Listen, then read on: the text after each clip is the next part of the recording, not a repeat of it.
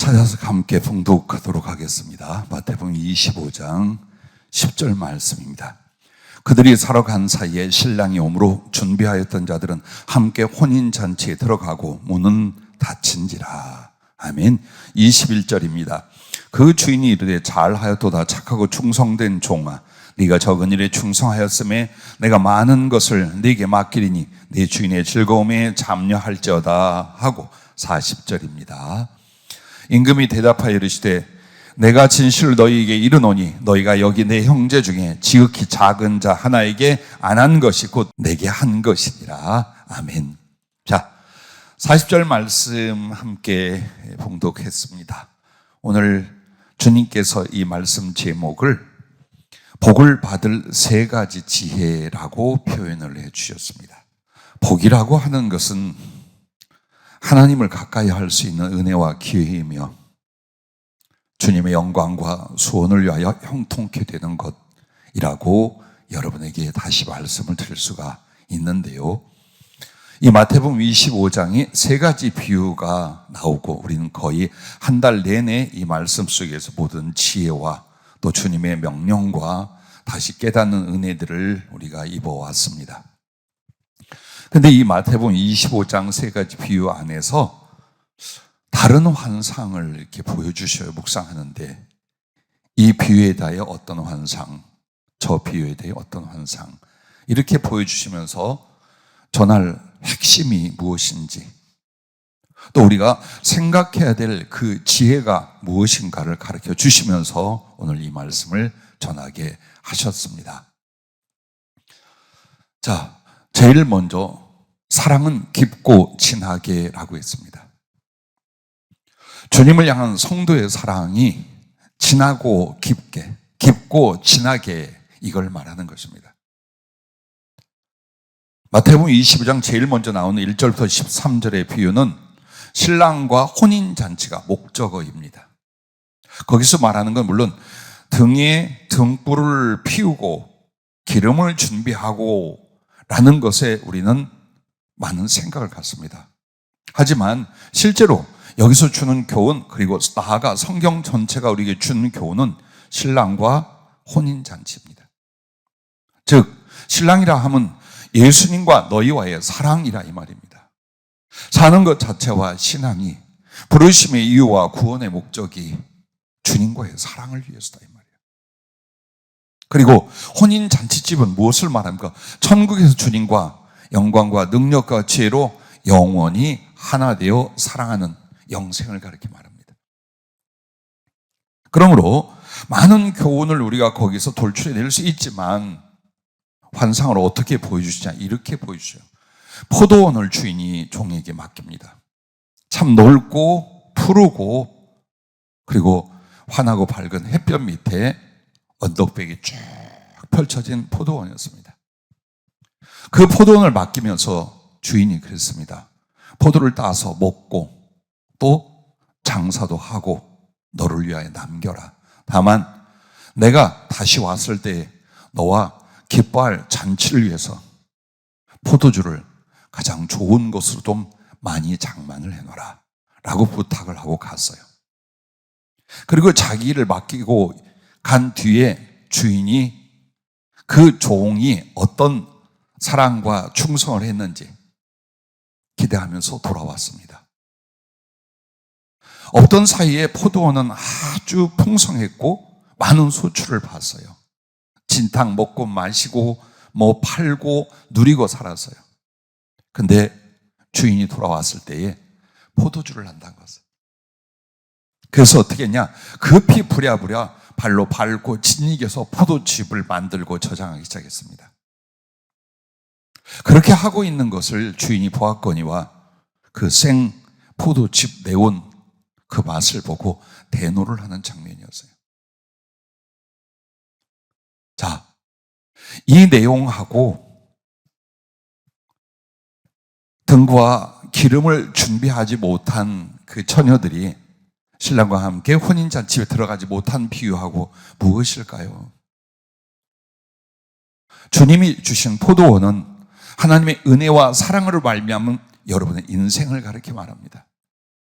그리고 하늘에 주신 모든 은총들을 가리켜 말합니다. 우리에게 주시고 그것을 맡기시니까 주 예수, 우리의 주이시며 우리의 하나님이시며 우리를 기뻐할 신랑이십니다. 그리고 돌아와서 그 포도를 재배하여 마음껏 먹고 내다 팔고 삶을 누리라고 한 것은 주님의 은총과 그 주신 사랑을 인하여 우리의 인생을 풍요롭게 살아갈 수 있게 하셨다는 거예요. 그러나 우리가 그 고마운 주인에게 단 하나 할 수 있는 걸 명받았습니다. 진하고 깊은 향의 포도주를 담궈서 주인이 올 때에 그 사랑과 기쁨의 잔치를 같이 나누자는 것입니다. 그것은 바로 할 수 있는 게 아니었어요. 아차 하고 가서 기름을 사가지고 올 수 있는 그런 류의 것이 아니에요. 왜 포도원, 그 포도 농사, 그리고 포도주를 말했을 거예요. 포도주는 오래오래 숙성이 돼야 돼요. 그런데 이 포도주가 무엇입니까? 주님을 향한 우리들의 사랑을 가리켜 말하는 거예요. 그 사랑은 즉시 아이고 내가 죽을 때가 됐구나, 예수님을 많이 사랑하자, 안 된다라는 겁니다. 그리고 어찌어찌 주님을 만나 하늘나라에 가게 되었어요. 그러나 그때에 정말 계속해서 깊게 숙성시킬 만큼 주님을 향한 사랑에 그 진하고 깊은 것을 만들지 않은 사람은 그대로밖에는 못 간다는 거예요.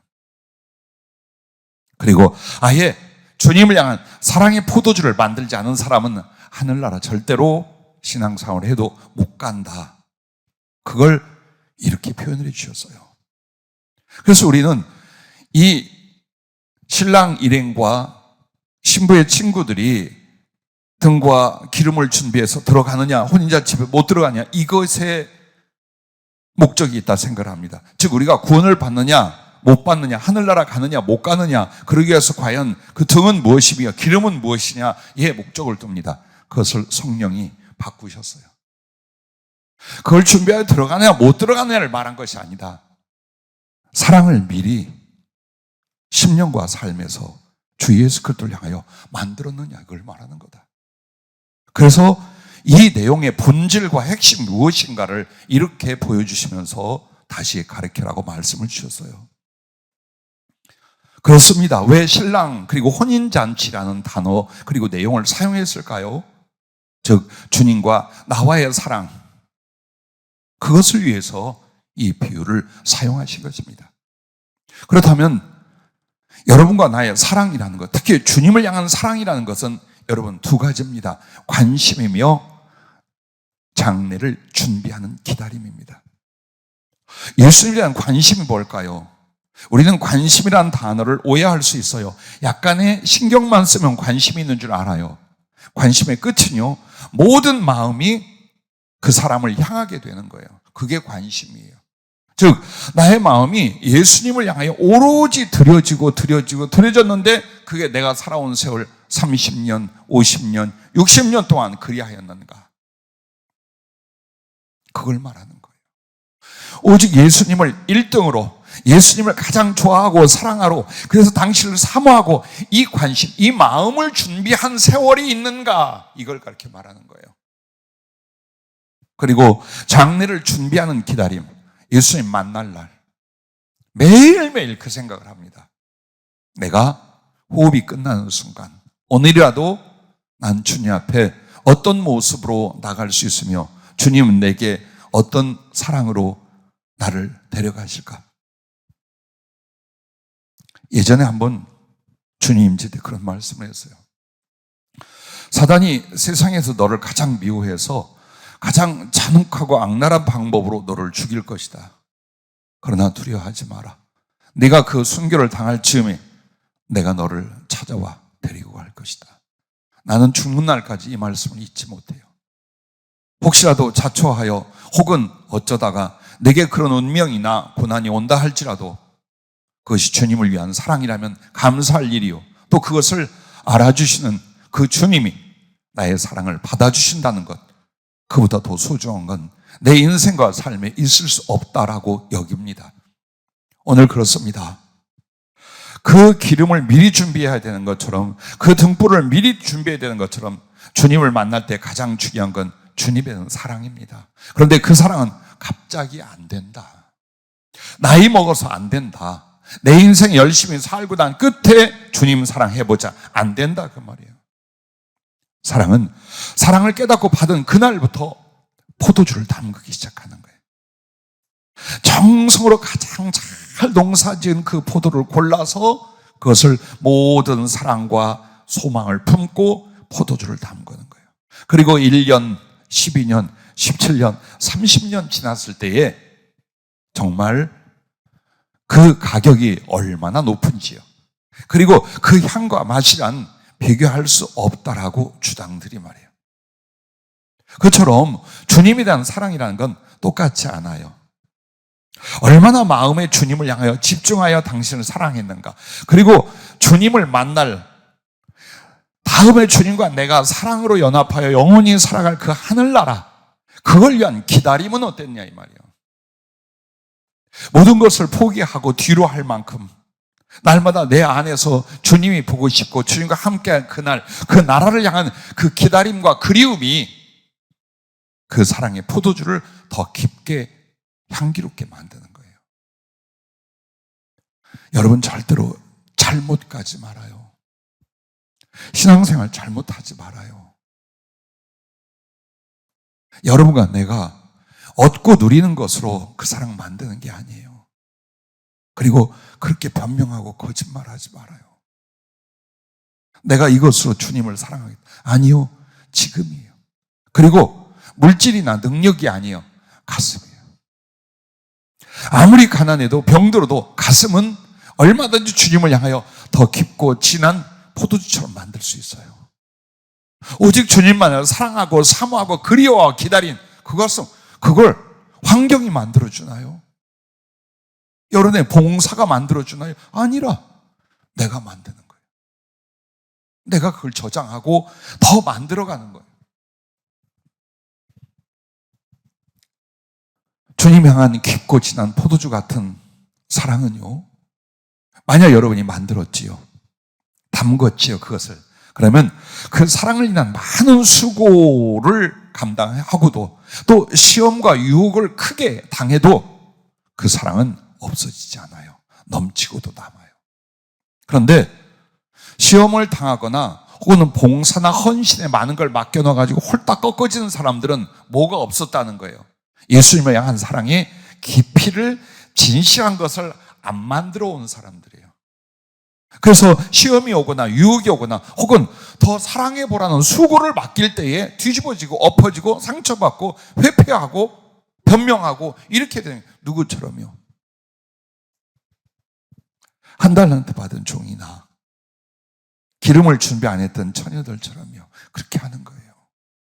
하지만 여러분이 어떤 수고할 사명과 직분이 아직 없을 때, 혹은 여러분이 평범하다 할 때, 그때 뭘 만들었어요? 주님을 향한 내 가슴에서 깊은 사랑, 당신을 사모하고 교통하고 그리워하고, 그렇게 하면서 주님을 향한 사랑의 심령의 깊은 포도주를 만들었어요. 수고하라 했어요. 고생하라 했어요. 나를 위해 네 사랑에 헌신을 해보라 했어요. 10번 100번이라도 하고 남습니다. 핑계 안 됩니다, 이 사람은. 아니, 그 기회가 안 올까 봐 걱정을 합니다. 고생이라 말하지 않아요. 낭비라 말하지 않아요.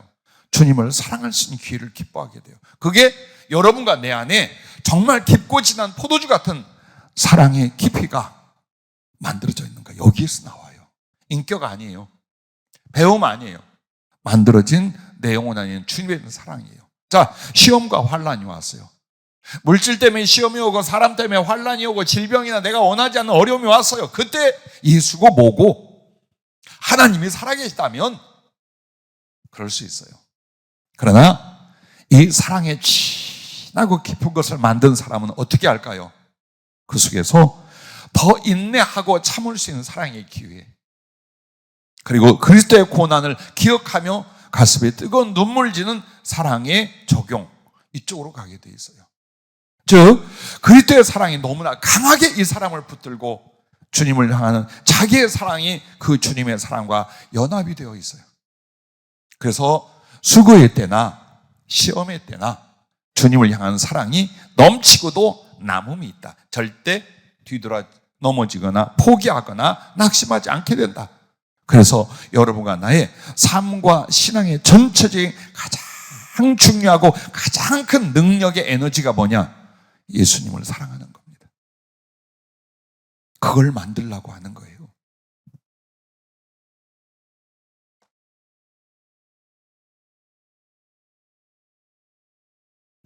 사도 바울은요,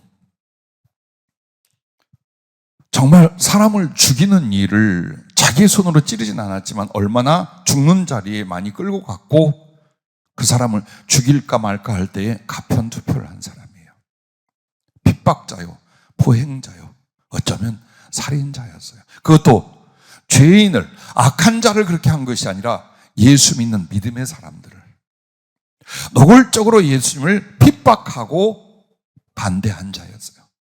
그러나 그의 속 중심과 미래를 아시는 예수님이 그를 만나주시고 깨트리고 무너뜨려 성령을 부어줍니다. 그 한 번에 만나주신 은혜를 인하여 주님을 사랑하는데 아무리 고난을 받고 역경을 당해도 2번 이상을 죽었다가 살아나요.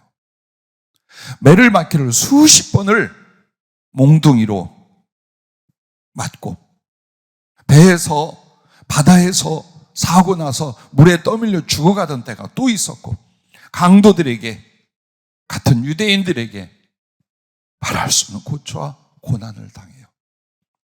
그래서 죽은 상태로 천국에 갔다 온 경우까지 있을 만큼의 고난과 수고를 당합니다. 그러나 절대로 그의 사랑이 약해지지 않아요. 그리고 복음을 전하며 예수님을 증거하는 그 수고를 그는 어때요? 자원해서 감당해요. 누가 그에게 명령하거나 지시하거나 부탁하지 않았어요. 나요, 내가 여기 있나이다. 내가 가겠나이다. 그렇게 해서 3번이나 성경에 기록되지 않은 여러 번 전 세계를 돌면서 복음을 전합니다. 차가 있거나 비행기가 있을 때가 아니었어요. 육지는 걸어서 가거나 짐승을 타거나 갔을 거예요. 배는 바람에 도출단 이런 배를 타고 그 위기의 바다를 건너가며 복음을 전했어요. 120여 세까지 그렇게 합니다. 그런데 그렇게 예수님을 믿고 수고함에도 고난과 역경이란 말할 수 없이 컸었고 그리고 자기의 힘에 지나는 수고와 충성을 다했는데 그러고도 바울이 뭐라고 말하느냐? 빌립보서 2장 16절부터 18절에 보면 생명의 말씀을 밝혀 나의 다름질이 헛되지 아니하고 수고도 헛되지 아니하므로 그리스도의 날에 내가 자랑할 것이 있게 하려 함이라. 자, 어느 순간에도 오늘이 아니에요. 그리스도의 날, 내가 예수님을 만날 때, 신랑 대신 주님 앞에 갈 때, 그날을 위하여 어떻게 복음을 전했고 어떻게 영혼들을 구원하고 그들을 사랑했고 그 이야기를 하고 있는 거예요. 그러면서 만일 너희 믿음의 재물과 섬김 위에 내가 나를 전제로 들을지라도 나는 기뻐하고 너희 무리와 함께 기뻐하리니 이와 같이 너희도 기뻐하고 나와 함께 기뻐하리라. 아멘. 이 말씀은 빌립보 교회가 사도 바울의 선교를 위해서 많은 물질과 그리고 헌금 등으로 지원을 했어요. 그랬는데 그것 위에 자기는 어떻게 하느냐? 마치 소재를 드리면, 즉 가루라든지 이런 걸로 소재를 드리면 그 위에 포도주를 부어드리는 전제라는 게 있어요. 이 전제는 따로 드리지는 않아요. 그 소재 위에 붓는 포도주예요. 그런데 당신들이 드린 그 재물 헌금이 소재와 같이 받쳐진다면 나는 그 소재에 부어드리는 포도주 전제처럼, 즉 생명의 피를, 순교의 피를 나는 함께 흘릴 것입니다. 당신들은 물질로 주의를 하고 있지만 나는 생명의 피를 쏟아서 이 일을 감당할 건데, 그런데 그것이 너무나 기쁩니다. 너무나 기쁘고 기뻐서 어찌할 줄 모를 테니 여러분도 나와 함께 기뻐하십시다. 자, 이 힘이 뭘까요? 이게 깊고 진한 사랑을 만든 사람들의 능력이에요. 이거 만들어 놓지 않고 주의 일을 하겠다는 사람들이요, 조금만 자기에게 손해가 될 것 같잖아요. 등 돌립니다. 수도 없이 봤어요. 아무리 주님이 병든 몸 고쳐주고 정말 아무것도 없을 때 물질 퍼주고 해도요, 마음속에서 깊은 사랑이 없는 사람은 내게 이게 손해 같다, 혹은 내가 기분이 나쁘다, 혹은 내 자존심이 상한다는 것만으로도 얼마든지 주를 위해 수고하는 걸요, 등을 탁탁 돌려요. 이젠 아무렇지도 않아. 왜? 대부분 그래. 그러다가 진주같이, 보석같이 누군가 정말 자기를 초월한 주님 사랑을 보이며 그 사랑에 수고하는 걸 볼 때 큰 위로를 받죠. 여러분, 그렇습니다. 바울이 왜 성경에 그렇게 많은 내용들이 나오는가? 우리도 보라 이거예요. 우리가 똑같은 부름을 받아요. 똑같은 구원을 받아요. 똑같은 은혜를 받아요.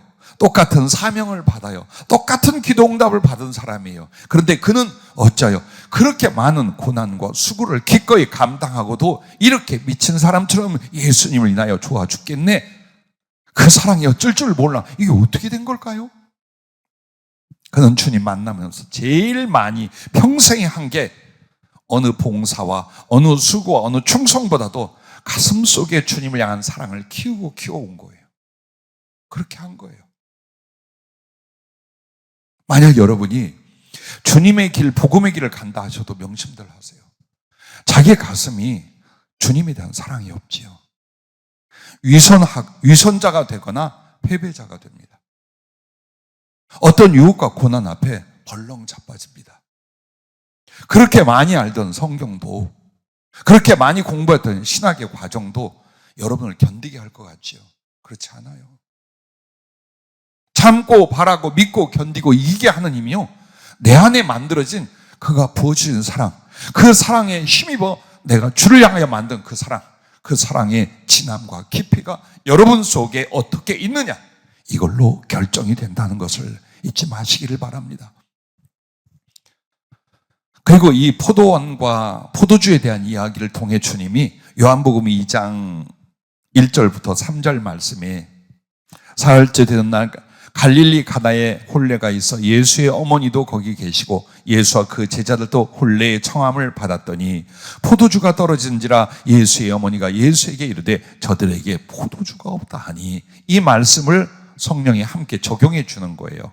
우리는 가나 혼인잔치집에서 물이 변하여 포도주를 만든 예수님의 기적과 능력만을 비추고 고음만을 생각해요. 근데 여기에서 문제점을 보래요. 뭐가 문제점이에요? 혼인잔치를 하는데 포도주를 넉넉히 준비를 안 했어요. 이 문제점을 보라는 거예요. 그걸 우리들의 신앙생활과 인생에 적용을 해보라는 거예요. 그 당시 손님들을 위해서 가장 중요하고 많이 필요한 것이 음식과 포도주였습니다. 평상시 포도주를 왜 이렇게 즐겨 먹었느냐? 좋은 포도주는 못 먹습니다.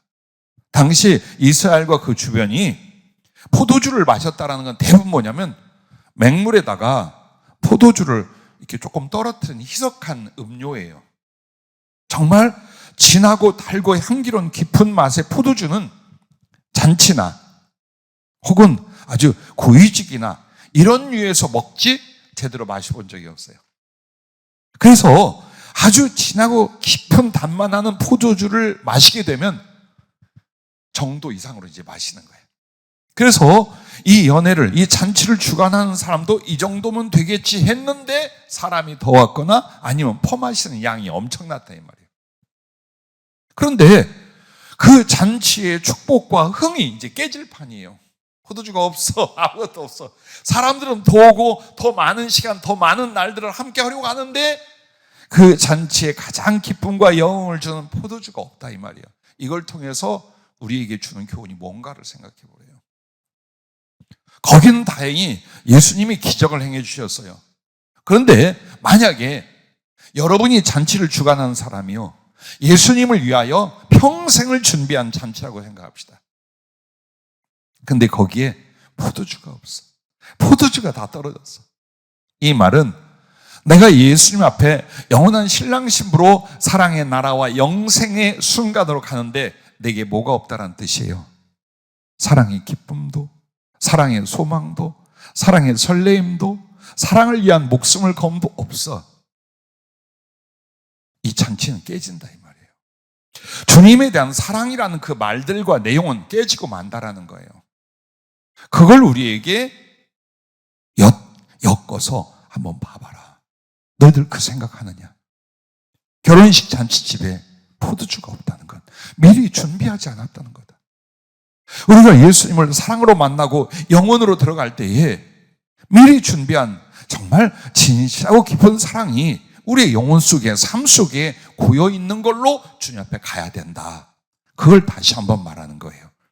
그러면서 여러분과 내가 잘 아는 요한계시록 2장 4절에 보면 에베소 교회가 처음 출발할 때 막 성령을 받고 정말 뜨거운 사랑으로 시작을 했어요. 그런데 계시록 2장 4절에 보면 이렇게 말합니다. 그러나 너를 책망할 것이 있나니 너의 처음 사랑을 버렸느니라. 예수님이 보신 건 봉사가 아니었어요. 교회 사업이 아니었어요. 성도들의 일상이 아니었어요. 그 삶 가운데서 예수님을 향한 처음 사랑, 그 사랑의 진실함과 순수함과 뜨거움이 계속 주님을 향하여 올라왔는가? 그걸 보려는 거예요. 그걸. 자꾸 이걸 놓고 뭘 하려고 합니까? 주님 뭘 주면 주일하겠다는 말만 하는 거예요. 그렇지 말아요. 그건 우리들의 욕심이지. 정말 주님을 내 마음에 사랑을 안 만들면서 뭘 주면 주일하겠다는 것이 그게 진실입니까? 근데 이걸 안 깬단 말이에요. 신자들이요. 이걸 깨부셔야 되는데 일은 해요. 뭘로? 진실한 사랑을 품어서 여기서 우러나는 걸로 하라 이 말이에요. 근데 이건 안 만들어. 그런데 하나님이 내게 뭘 주면 내가 주의를 하렵니다. 이건 뭘 말하는 거예요? 내 탐심만을 말하고 있는 거예요. 탐심만을. 정말 사랑으로 한 말이 아니라는 거예요. 그게 오늘 우리에게 깨달아져야. 그래서 여러분과 내가 가난하든 부하든 병들든 강건하든 평범하든 특별한 사명을 감당하든 어느 시간이든지 여러분과 나는 내 안에 예수님을 향한 사랑의 그 진하고 향기롭고 깊은 포도주를 만들어가는 거예요. 그걸 알아. 왜 이걸 못해? 그렇죠? 왜 이걸 못해? 안 하는 거예요. 기름 준비해야 될 처녀들이 안 했어요. 1년 내내, 한 달 내내, 그리고 그날 하루 종일 안 했어요. 그런데 신랑은 도착했어요. 그 순간에 어디서 기름을 만들어? 사랑이 똑같아요. 주님을 향한 사랑이 나이를 먹을수록 생기는 게 아니에요. 죽는 날 생기는 게 아니에요. 지금부터 내 안에 만들어가는 거예요. 그러면 예수님을 향한 사랑의 그 깊고 진한 것을 어떻게 만드느냐? 주님과의 사랑은 잘 보세요. 이건 방법과 지혜예요. 말씀과 기도와 성령 안에서 깊은 교제와 사랑의 수고와 사랑의 소원이 깊을수록 이 방법이에요. 이것 외에는 없어요. 말씀을 외면하는 사람이 주님 사랑 생기지 않아요. 기도를 외면하는 사람이 주님에 대한 사모함이 생기지 않아요. 당연히 성령의 감화와 교통도 안 일어나요. 그래서 주님을 알고 사랑할 수 있는 그 내용의 재료가 뭐냐? 그분의 말씀과 그분을 향한 기도와 그분으로 주시는 성령의 은혜예요.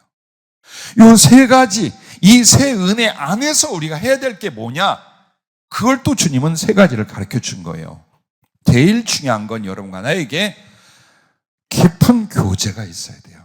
말씀과 기도와 성령 안에서 예수님하고 깊은 사귐과 교제가 일어나는가를 보세요. 정말 일어나고 있는가를 보세요.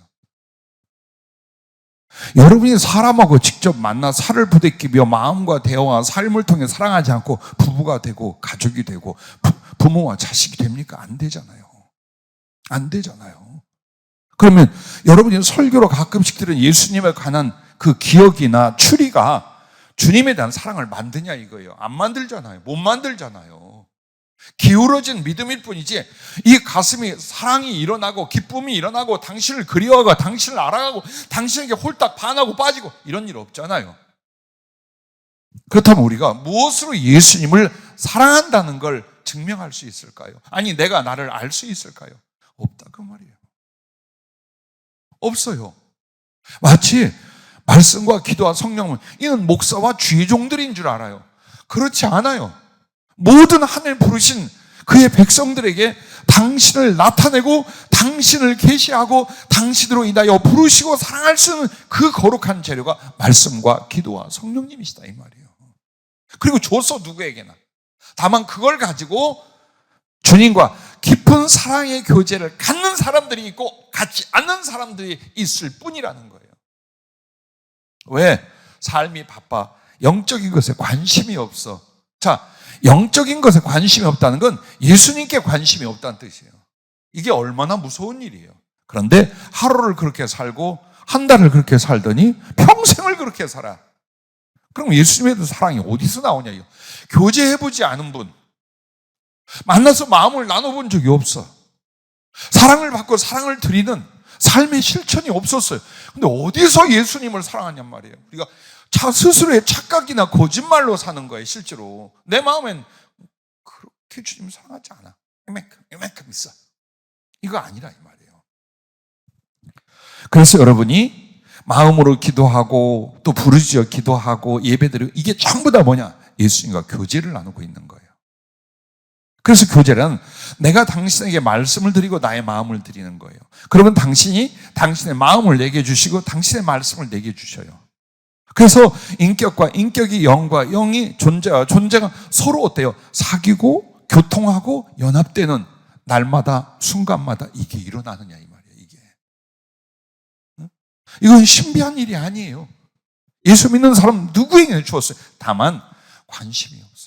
그렇게 주님과 매일매일 가슴과 가슴 존재적인 사랑의 사귐을 가지려 하지 않아서 안 생기는 것뿐이에요.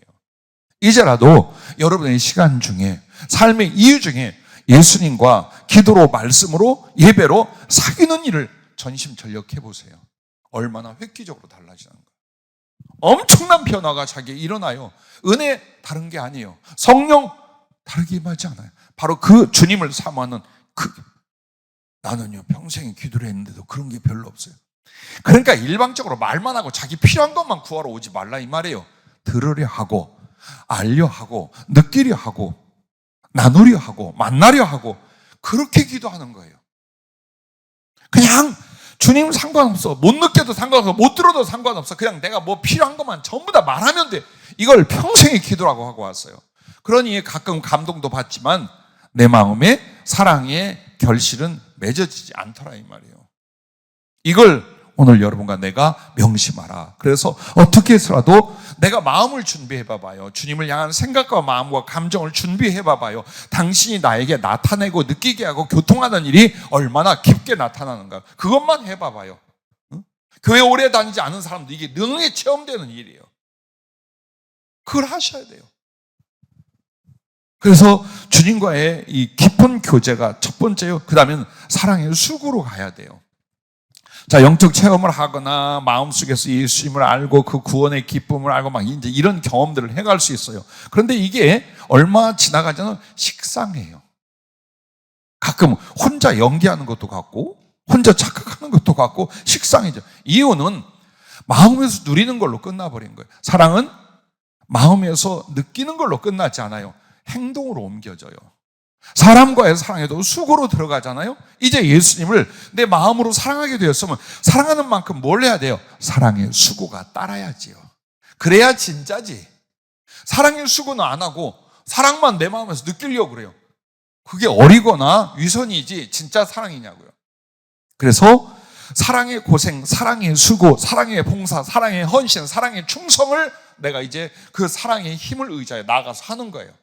그럴수록 어때요? 가슴은 훨씬 7배, 100배, 1000배 커지기 시작해요.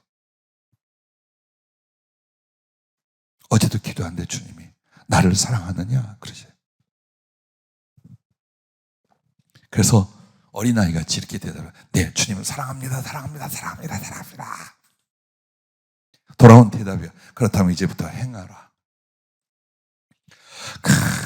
이렇게 푸대자루가 있는데 이게 바로 주님이 주신 것으로 내가 주의를 할 그릇이래요. 그런데 행하면 이 자루가 점점점 커지는 거예요.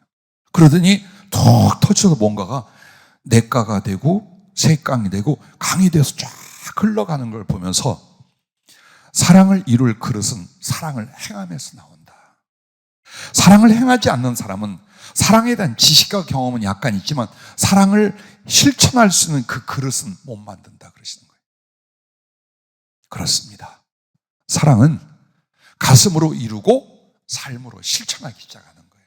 그래서 사랑의 진실과 깊이와 크기를 거기서 만드는 거예요. 여러분이 예를 들어서 멀리서 교회 올 때 다 힘들어요. 피곤하고 막 힘들 거예요. 그때 너무 멀어, 힘들어, 이 생각보다 이 멀고 힘들고 피곤함으로 나는 주님께 내 사랑을 드릴 거야, 이렇게 생각할 수 있잖아요. 사람이 적어서 수고와 섬김의 기회가 너무 많이 돌아와. 힘들어, 어려워, 생활도. 그렇게 할 수 있어요. 정말 힘들다, 좀 피곤해 죽겠다, 나이도 먹고, 내가 생활에서 넉넉하면 말이야 막 그냥 베풀고 할 텐데, 그럴 수 있어요. 그러나 그 가운데서 그래, 이 수고와 이 안타까움으로 나는 내가 주님을 향한 사랑을 조금 더 진하게 만들자 할 수 있잖아요. 사랑이란 내가 잘 돼서 내가 먹고 내가 누리는 게 아니에요. 이제는 그 사랑하는 분을 위하여 고생하는 거예요. 그걸 마음속에 둬요. 고생이 사랑의 진실이야. 수고가 사랑의 깊이야. 내 주님을 사랑하는데 주신 은혜를 내가 받고 누릴 수도 있지만 내가 당신을 위하여 어떤 고난과 수고와 희생을 기꺼이 감당함으로 내 사랑의 진실을 주님 앞에 요만큼이라도 나타내리라, 이 가슴을 만드셔야 돼요. 우리에게 필요한 건 그 가슴이에요. 주어진 물량들이 아니에요. 은사들이 아니에요. 그 가슴이에요. 그래서 사랑의 교제와 그 다음에 사랑의 수고가 깊을수록 많을수록 여러분의 사랑은 점점점 깊고 진한 포도주와 같이 만들어진다, 그 말이에요. 그리고 하나 더 붙는 게 뭐냐면 사랑의 서원이에요. 여러분에게 물어볼게요. 대답 속으로 하셔요. 주님을 더 사랑하게 한 서원들이 있으십니까? 어떤 삶과 어떤 희생과 어떤 죽음으로 내 주님을 더 사랑하겠다는 서원이 맹세가 있으십니까? 대답하지 말랬어요. 그런데 만약 없으면 여러분은 거듭난 사람이 아니에요. 없으면. 왠 줄 알아요? 그 거듭남이 주님 사랑을 알고 주님을 사랑할 수 있는 영혼의 변화와 시작이었던 거예요. 그러니 사랑을 깨닫고 사랑을 받고 있는 내가 지금 죄성이 있어요, 인간성이 있어요, 연약하고 못나고 많아요. 그러나 이후에 어떻게 더 주님을 사랑하고 어떻게 더 주님을 향한 사랑의 수고를 이뤄내겠다는 이 소원, 이 마음의 간절함, 그것이 서원이 되는 거예요. 서원은 다급하니까 주님 살려만 주면 내 목숨 바칠게요, 그렇게 시작할 수 있어요. 사랑의 서원은 그게 아니에요. 이미 주신 사랑만으로도 나는 주님을 향하여 더 깊고 온전한 사랑의 삶과 그 수고를 감당해야 돼. 그래서 그것이 내 마음의 소망이 됐고 내게 꿈이 되어 있는 거예요. 그걸 하나님께 서원하는 거예요. 그게 있는 사람은 그대로 가요. 그 방향으로 그 내용을 이룰 수 있도록 주님이 그 삶을, 그 영혼을 인도해 주셔요. 그러나 그게 없는 사람은 어떻게 해요? 계속 바다가 회오리 쳐서 배가 제 항로로 벗어나지 못하고 그 자리에서 맴돌고 내가 어느 날 감당치 못하면 그 소용돌이 안으로 빠져들어가는 것처럼 우리의 존재와 우리의 신앙은 그렇게 됩니다. 나를 이끌어가는 게 뭘까요? 주님을 향한 사랑의 소원이에요. 즉 내 마음에 사랑을 위한 진실한 꿈이에요. 그게 나를 그렇게 만들어가고 나를 이끌어가요. 그래서 여러분에게는 주님에 대한 그 사랑의 포도주, 진하고 깊은 향의 그 포도주를 어떻게 만드냐? 날마다 주님과 사랑의 교제가 있어라. 그리고 삶 속의 사랑의 수고를 기뻐해라. 그리고 더 큰 사랑의 꿈을 소원으로 갖고 살아라. 그렇게 가라. 그렇다면 여러분이 그 소원을 다 이루지 않아도 이미 가슴에는요 아주 깊은 주님을 향한 사랑이 농축되어 있어요. 포도주가 30년 산이 되고 100년 산이 되듯이 우리는 그렇게 하는 거예요. 그래서 어느 날 화끈하게 주의 일을 하고 가리라고 하지 말고 매일매일 매순간 다 이 수고와 이 삶과 이 기도와 이 모든 영적 생활에서 내 안에 고여지는 포도주처럼 사랑의 가슴을 만들라.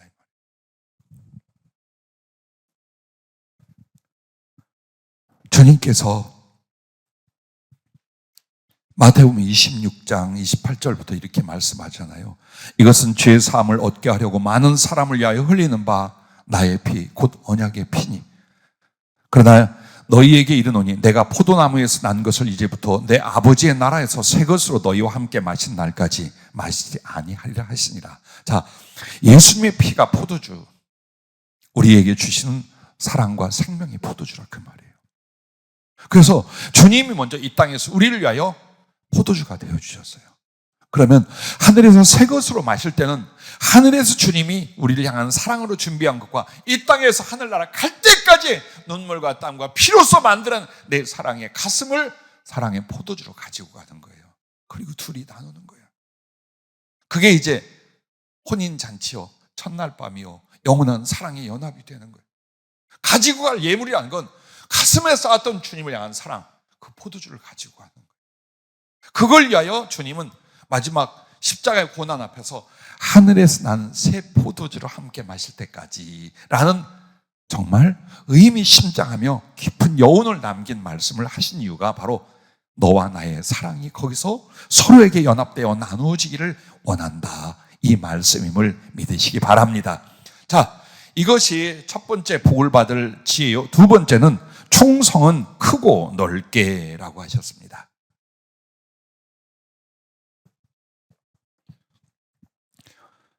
마태복음 25장 14절부터 30절에 나오는 이 달란트 받은 종들의 비유, 거기에서 보면 16절에 가서 그것으로 장사하여 남기고, 이게 이제 목적어예요. 그 비유를 통해서 우리에게 말한 건 가서 장사해서 남겨라, 그 말씀이에요. 자, 환상 두 번째는 이런 걸 보여주셨어요. 레바논의 백향목, 그 산지를 주인이 종들에게 맡겼어요. 그리고 뭐라고 했느냐, 내가 어떤 일들을 하고 올 때까지 너희는 이 백향목을 가져다가 배를 만들어라. 그리고 바다로 나가라. 이곳 저곳 이 나라 저 나라에 가서 무역을 하며 크게 한번 남겨봐라. 그렇게 했어요. 그리고 주인이 떠났어요. 종들이 어떻게 했느냐, 그 백향목을 전부 다 가져다가 배를 만들기가 가만 생각해보니까 자기들이 사는 집은 토담집이요, 초막집이요, 참 초라해요. 근데 백향목은 당시 세계적으로 기둥이나 혹은 건축물에 있어서 아주 값지게 쓰이는 나무예요.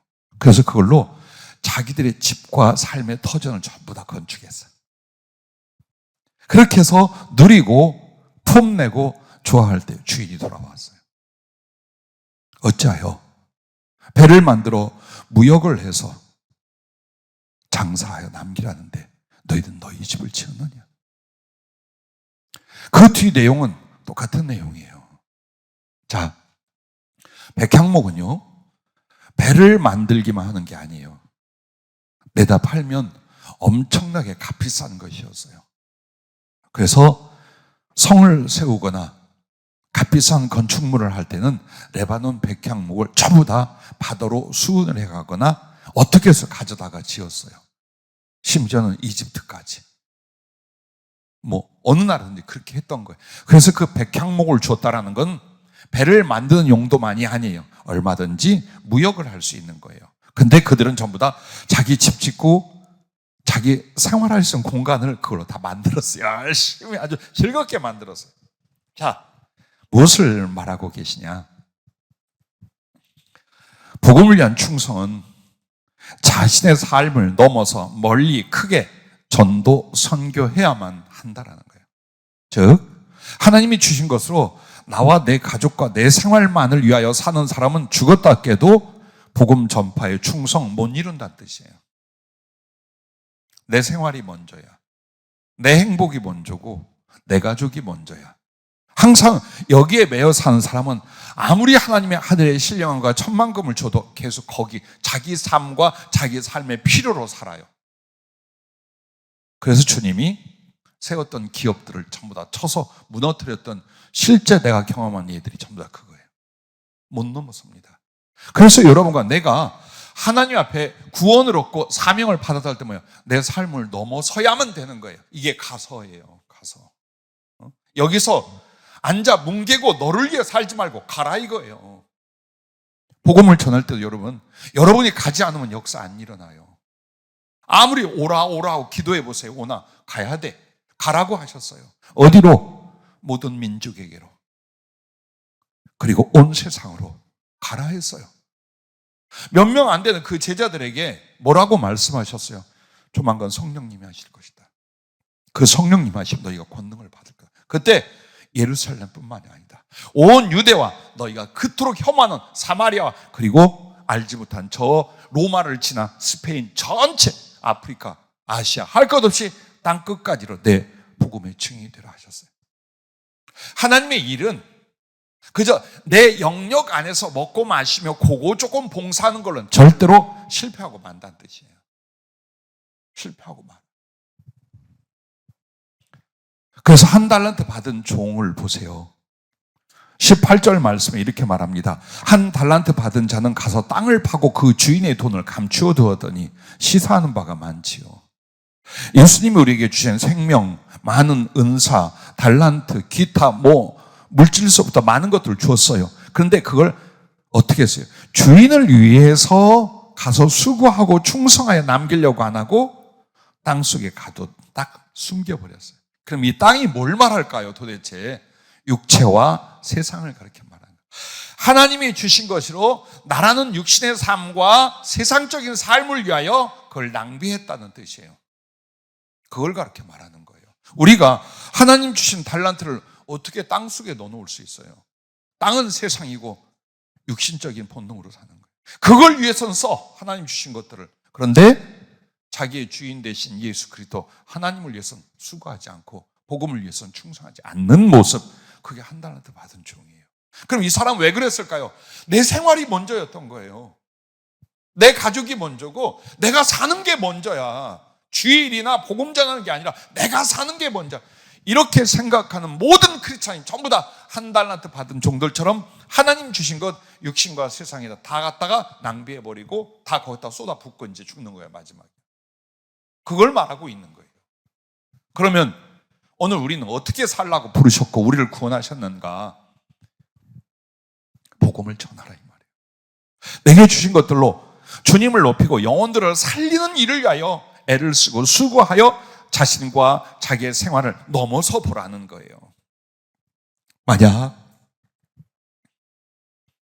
여러분과 내가 나의 육신과 가족, 나의 생활만을 위하여 산다면 한 달란트 받은 종처럼 내게 주신 하나님의 은혜의 달란트들을 땅속에 감추는데, 이것은 사명 안에 있는 믿음과 순종과 사랑을 땅속에 묻어버리는 것으로 말미암아 예수 그리스도까지 저버리게 되는 겁니다.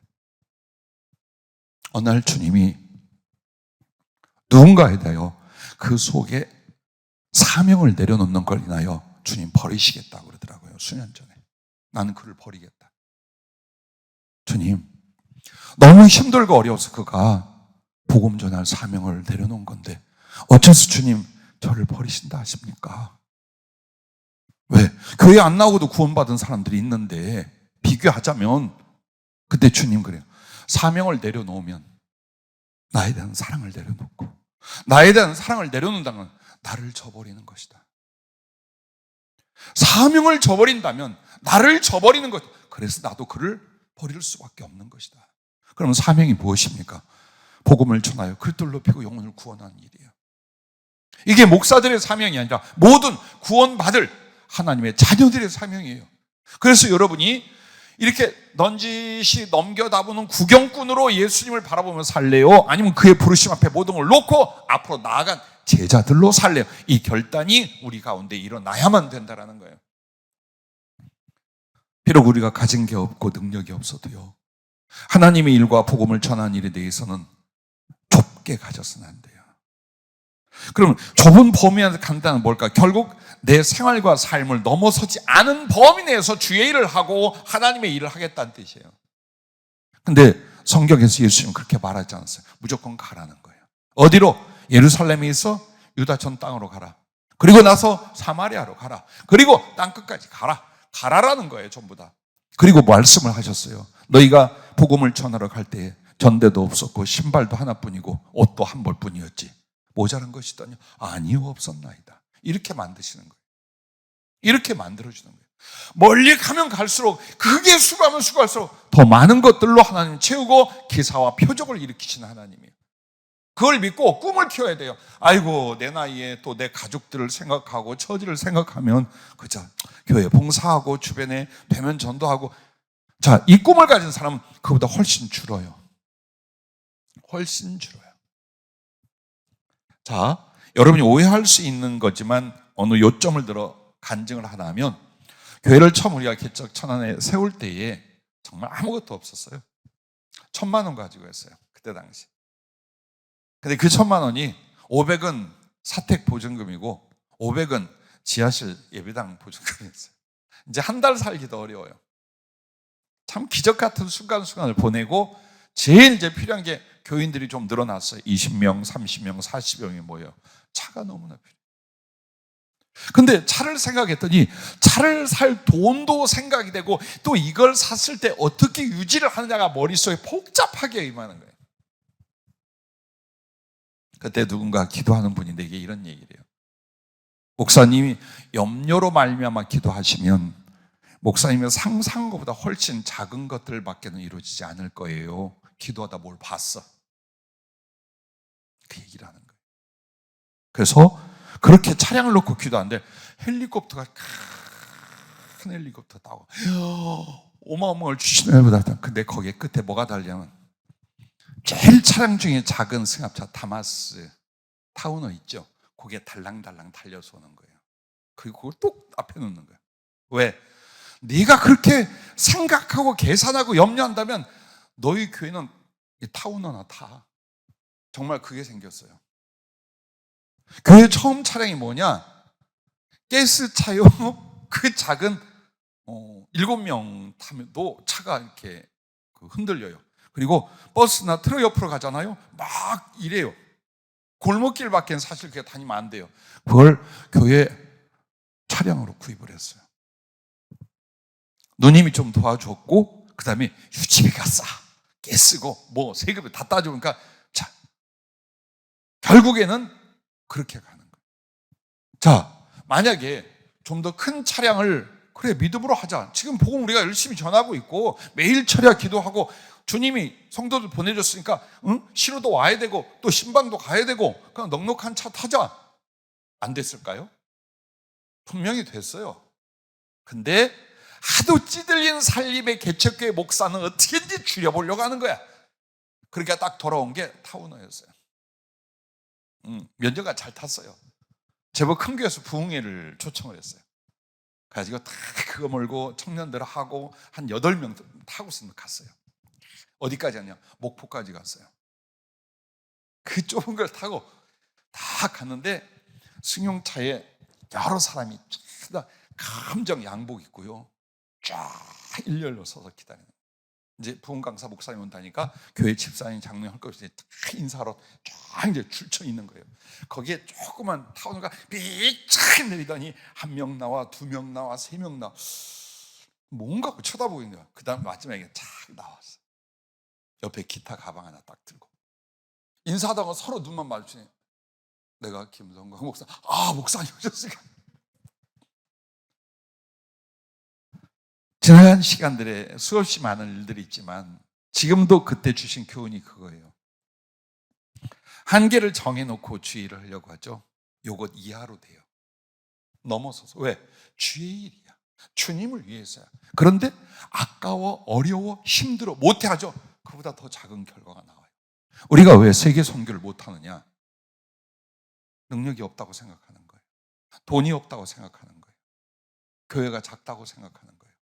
그래서 커지면 많이 주시면 그때 가서 하겠다는 거예요.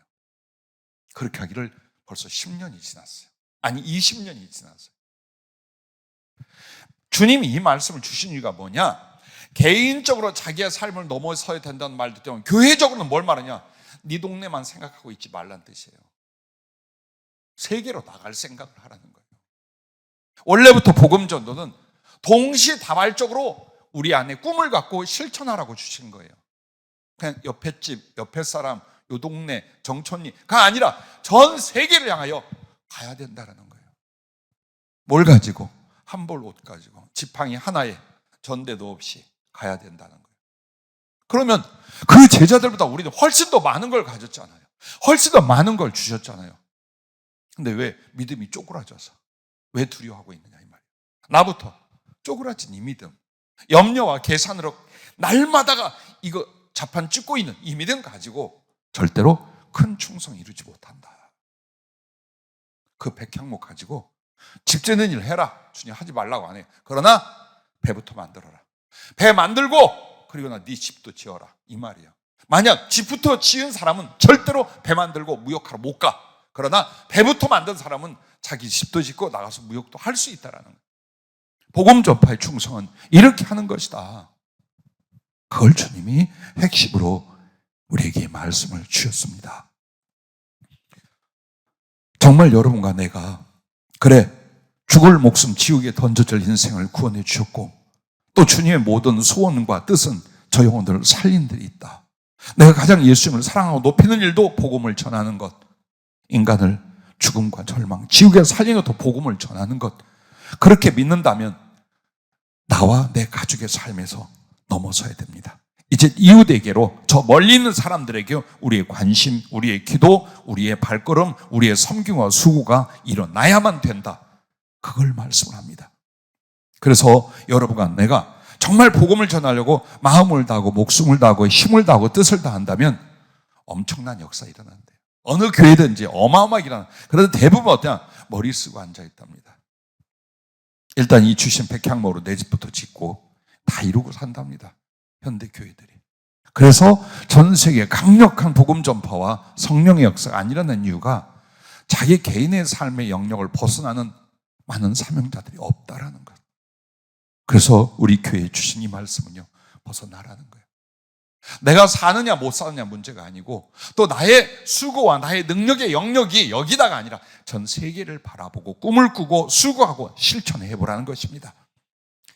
그러므로 여러분과 나는 믿고 행하실 수 있기를 바랍니다. 행하며 구할 수 있기를 바랍니다. 구하고 또 전할 수 있기를 바랍니다. 그때 여러분이 전한 복음의 표적과 기사가 함께 일어날 줄로 믿으시길 바랍니다. 마지막 세 번째 복을 받을 지혜는 선행은 믿음으로 먼저라고 하셨습니다. 마태복음 25장 31절 46절에 보면은 그 먹을 것도 마실 것도 주지 않은 그 냉혹한 인간들에 대하여 니네가 교회 다녀도 너희들 갈 곳 따로 있다. 가서 버리는 내용이에요. 어떤 사람들은 배고픈 사람에게 먹을 걸, 그리고 목마른 자에게 마실 걸, 헐벗은 사람 입히고 나그네 사람 영접하고 병든 사람 돌봐주고 억울하게 옥에 갇힌 자 찾아봐주고 했어요. 그들을 위하여 하나님의 나라가 있고 하나님 모든 은총과 축복이 약속되어 있어요. 그러면 여기서 주님이 말씀하신 게 이겁니다. 45절 말씀이 목적을, 제가 아까 그래서 45절 읽었었죠. 이에 임금이 대답하여 이르시되 내가 진실 너희에게 이르노니 이 지극히 작은 자 하나에게 하지 아니하는 것이 곧 내게 하지 아니하는 것이니라. 이 말씀이에요. 오늘 여러분과 내가 하나님의 영광을 돌려드리는 것도 영혼을 구원하는 일도 우리가 주님을 닮아 사랑으로 장성하는 것 다 어디에 있다 그랬어요? 사랑을 실천하는 선행이 있다 그랬어요. 이거 안 하고는 하나님께 영광 돌릴 내용 없고 복음 전파 안 이루어지고 내가 예수 그리스도를 닮은 영혼의 성숙이 절대로 이루어지지 않아요. 그래서 사랑을 실천하는 선행이라는 것은 우리들의 신앙 자체예요. 삶의 이유와 목표가 돼야 될 문제예요. 근데 왜 못했느냐? 여기 정말 영벌에 들어가고 예수 그리스도의 이름에서 파내버린 이 신자들은 왜 그랬느냐? 이 사람들은 어떻게 살 수 있었느냐? 그 이유를 성령은 이렇게 말씀해요. 이들은 먼저 했다. 내가 먹고 마시고 냈을 거 다 하면 절대로 남 못 돕는다. 그러나 이 사람들은 딱 보니까 이 사람이 배고파. 그래서 먹을 걸 주었어. 이 사람은 그러니까 목말라 죽을 것 같아. 그러니까 있는 대로 가서 했어. 이것저것 따지지 않고 배고픈 사람, 목마른 사람, 헐벗은 사람, 병든 사람, 오갈 데 없는 사람들이 어때요? 자기 것을 먼저 내줘. 그래서 할 수 있었대요. 그럼 못한 사람들은 뭐냐? 내가 먼저 나 먹고 우리 애들도 올 건데 이거 먹어야지. 응? 요 물도 이거 겨우 한 동이 허들고 이거 먹고 마시고 손 닦고 해야지. 전부 다 자기들을 위하여 먼저 쓰는 사람들은 절대로 하나님을 위하여 다른 사람을 위하여 섬기고 베풀고 대접하고 선행 절대 못한답니다. 돈이 없어서가 아니래요. 할 수 있는 한 사람들은 누구냐? 훨씬 착한 사람들이 아니라 먼저 했다는 겁니다. 그걸 먼저 한 사람들이에요. 그 사람들은 할 수 있어요. 그런데 다 자기 위하여 쓸 거, 살 거, 재보고 저축하고 계산하는 이 사람들은 어떤 일이 있어도 아무리 예수님이 와서 나 배고프다 해도 못 줘. 응? 못 줘. 예수님이 거짓거리 돼서 여러 집 왔어요. 냄새, 악취 막 맨날 씻지도 않은 완전 거지가 돼가지고 오늘 하루 채워줘. 근데 거실에서 탁 그냥 누워서 자면 되는데 추워, 나 안방에 같이 자 그래. 아이 참, 주님 받긴 한 거야. 내가 꼴 보는 거야. 우리들 삶을 한번 보세요. 도대체 이 신앙이라는 것, 하나님의 부르심에 대하여 우리가 뭘 어떻게 하는 건지 날마다 그 적용하고요, 따져보고요, 그리고 그 속에서 은혜와 가치관을 세우고요. 그래서 세상 사람들의 유행, 세상 사람들의 그 기준적인 사상이면 안 돼요. 절대 못 가요. 그거 가지고는요. 진리 안에서 하나님의 뜻이 나에게 있어서 거룩한 가치관이 돼야 되고, 나를 만들어가는 목표가 돼야 되고, 세상은 어떻게 살고 요즘의 사람들은 무엇으로 살아도 나는 주 안에서 그 말씀과 그 뜻을 줘. 이게 여러분에게 있어서 생명이에요. 그게 믿음이고 그것이 구원의 진리예요. 그래서 모든 사람이 이렇게 생각해요. 나부터 먹고 우리부터 써야지. 그리고 남으면 어떻게 남 돕는 거지. 어떻게 하라고. 그래서 우리가 못하고 사는 거예요. 주님이 이걸 딱 이 본문에서 이걸 지적해요. 이 사람들 왜 못한 줄 아느냐.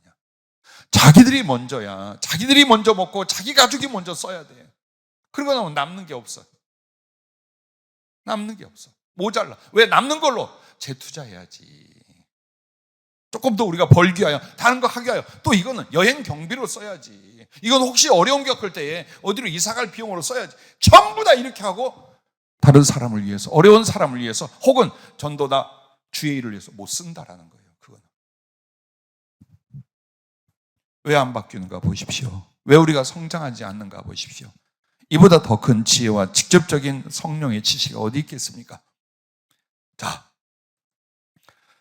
사르밧 과부나 두렙돈을 주 앞에 드렸던 그 과부가 어떻게 했을까요? 남아서 했을까요? 아니, 먼저 했어요. 먼저 하나님의 말씀 앞에 순종하여 마지막 남은 한 끼 식사를 주의 종에게 대접했어요. 먼저 하나님의 은혜를 생각한 두렙돈 생활비를 가진 과부는 그걸로 자식들과 가족으로 가지 않고 하나님의 성전에서 하나님께 먼저 드렸어요. 그래서 그들이 할 수 있었어요. 만약 자기를 돌아보고 가족을 돌아보고 자기 쓸 걸 생각했다면 성경에 나오지 않아, 이 사람들은요. 그러나 성경에 반대의 사람들도 있잖아요. 아나니아와 삽비라. 그들이 왜 작정한 것을 주 앞에 못 드렸어요? 내 것인데 나는 이 생각을 한 거예요. 믿음으로, 선행은 믿음으로 먼저라는 말이 뭐냐면, 믿음으로란 이거예요. 예수님이 주신 것을 예수님을 위하여 쓰는 거예요. 그게 믿음이에요. 내가 번 것이니 이건 나를 위해 써야 되는데, 이게 아니라 예수님이 이것을 내게 주셨어요. 그래서 나는 예수님을 위하여 이걸 사용하는데 그 대상이 누구예요? 어려운 사람이나 혹은 주인이라 이 말이에요. 그게 믿음이에요. 그리고 그 행동은 어떻게? 먼저 하는 거예요. 잠언 3장 9절 10절에 이렇게 말합니다. 네 재물과 네 소산물의 처음 익은 열매로 여호와를 공경하라. 그리하면 네 창고가 가득히 차고 네 포도즙 틀에 새 포도즙이 넘치리라. 네 재물과 네 소산물의 처음 익은 열매로 여호와를 공경하라. 그리하면 네 창고가 가득 차고 네 포도즙 틀에 새 포도즙이 넘치리라. 이 말씀을 했어요. 왜 주님은 처음 익은 것, 첫 번째 것으로 하나님을 공경하라고 했을까요?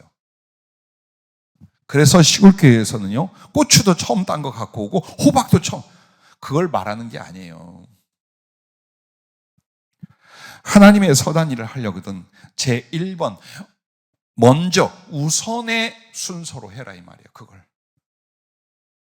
11조도 여러분이 어려울 때 그런 시험 경험 해봤을 거예요. 이것저것 내가 써야 될 거 갚아야 될 거 다 떼고 나서 11조 하려고 하니까 간당간당 어려워. 다음 달에 다음 기회에 하자 해본 적 있을 수 있을 거예요. 못합니다. 먼저 딱 떼놓지 않으면 절대로 나중에 바등바등 살면서 어렵습니다. 감사도 마찬가지예요.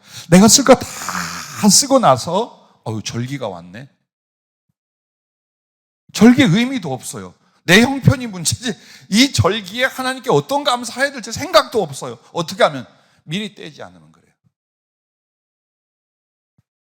그래서 어쩌면 섬기는 내용을 보면서 신앙의 성장을 주의 종들은 봅니다. 이분들이 이렇게 성장하고 있고 이분들이 이렇게 침체되어 있구나를 대부분 짐작을 하는 거예요. 왜? 내 자신도 마찬가지니까. 누구나 사람은 그래요. 그런데 정말 하나님을 사랑하고 섬기지 못해요.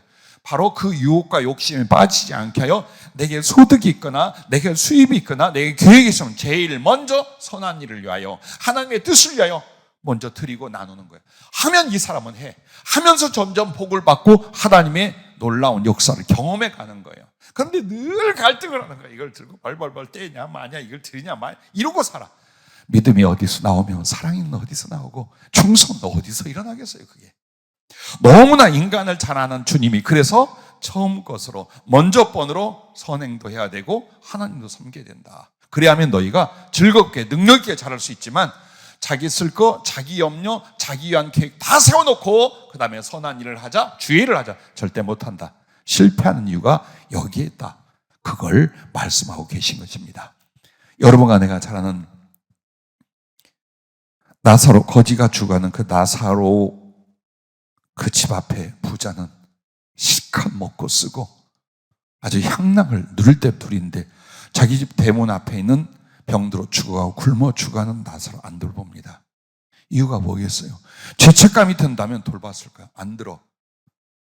저 인간은 재수 없고 잘못 살아서 저게 지 분깃이야. 나는 내 나름대로 받은 내 분깃이고 내 복이야. 내 것 가지고 내가 쓰는데 누가 뭐래. 이 정신인 거예요. 그래서 앞에서 병들어 죽었는데 절대 거두지 않았어요. 그리고 지옥 가서 자기는. 그러나 같은 부자라도 삭개오는 예수님을 딱 만났어요. 제일 먼저 한 게 뭡니까?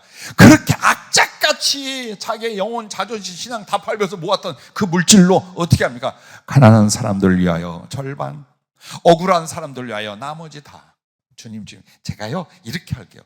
여차저차 뭐 설명도 없어. 내가 앞으로 뭐 교회를 세우고 앞으로 하나님 나라를 위하여 뭐 없어. 그냥 내게 가장 소중한 그거. 왜? 가슴은 알고 있는 거예요.